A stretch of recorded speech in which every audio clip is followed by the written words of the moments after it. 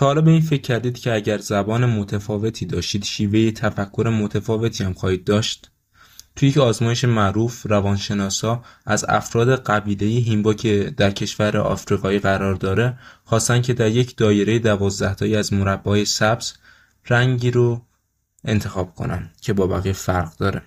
توی این آزمایش هیمباها خیلی بهتر از انگلیسی‌ها تونستن رنگ متفاوت رو انتخاب کنن، اما وقتی حرف از رنگ آبی شد انگلیسی زبان‌ها بهتر از هیمباها تونستن تشخیص بدن.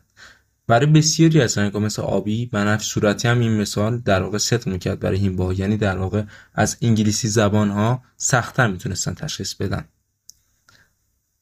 این تفاوت زبانی به تفاوت ادراک هم منجر شده که به نظریه‌ای به نام ساپیر وولف اشاره داره که زبانی که انسان استفاده میکنن بر شیوه فکر کردنشون موثره. تو فیلم اریوال ساخته دنی ویلنوو ما با داستانی بر اساس این نظریه طرفیم. فیلمی که در اون آگاهی از فرم خطی به فرم غیر خطی ارتقا پیدا میکنه. دنی ویلنوو با داشتن فیلم انمی که در اون به نظریه فروید در مورد اجزای تشکیل دهنده انسان اهم از نهاد، من و فنومند میپردازه و در فیلم بلید رانر به یک آینده سایبربانک با ویژوال خیره کننده و در فیلم دون ناجی در آینده دور میپردازه به یکی از تأثیرگذارترین کارگردانان معاصر تبدیل شده.